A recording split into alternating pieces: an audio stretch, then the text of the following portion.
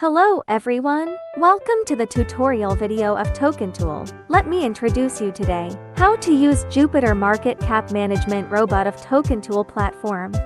First we go to the Jup Market Cap page. Then connect to the main network.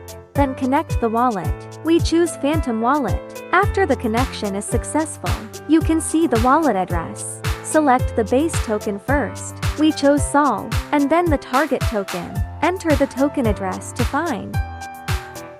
After choosing, the pool will be automatically checked. You can also manually click Chachi by yourself. After the pool search is successful, you can see the current price, and then we come back up. There are various modes to choose from. I'll demonstrate the purchase mode first. This mode sets the target price higher than the current price. Then the amount can also be set in various ways. Here we choose a fixed amount. The execution interval can also be set. Here I'll keep the default. If RPC is not filled in, it is the default. You can also enter your own RPC. Here I will use the default. Then slippage I set it to 10%. Pool type can be selected by yourself. If it's not clear, you can turn on automatic selection DEX. And then gas. You can choose default or fast.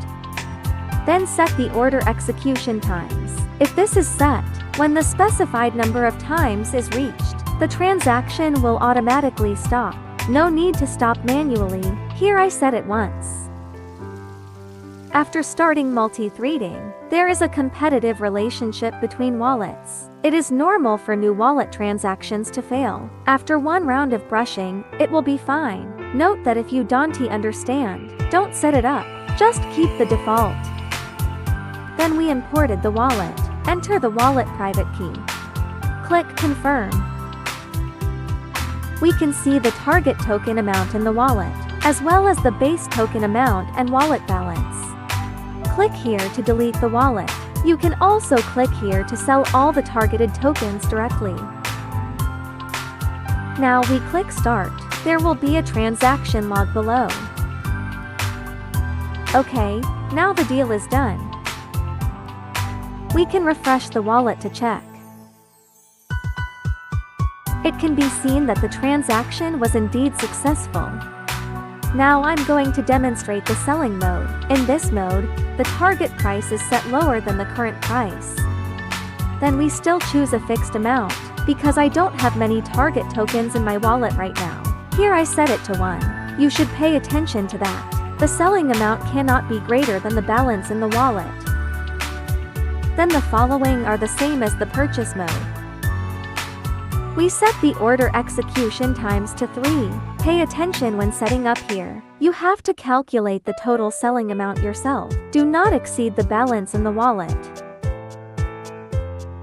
After setting it up, we click Start. Transactions can be viewed in real time in the transaction log.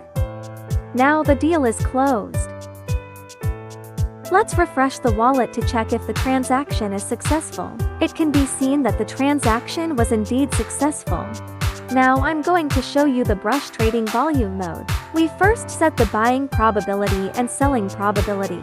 Then the buy amount can set a range. Sell amount percentage can also set a range. I set the minimum threshold for selling tokens to 1. The following are also the same as the previous two modes. We set the order execution times to 1. Now we click Start. Transactions can be viewed in real time in the transaction log. The deal is now automatically closed. Let's refresh the wallet to check if the transaction is successful. It can be seen that the transaction was indeed successful. Next I will demonstrate the anti-pinch brush amount mode. The amount is still set at a fixed amount. Then the following settings are still the same as the previous mode. After setting, we click to Start. Transactions can be viewed in real time in the transaction log. Now the deal has ended automatically. Let's refresh the wallet to check if the transaction is successful. It can be seen that the transaction was indeed successful. Okay, the whole process is like this. If in doubt, you can view our tutorial documentation, or come to our community to ask questions. Okay, that's all for today's video. See you next time. Bye.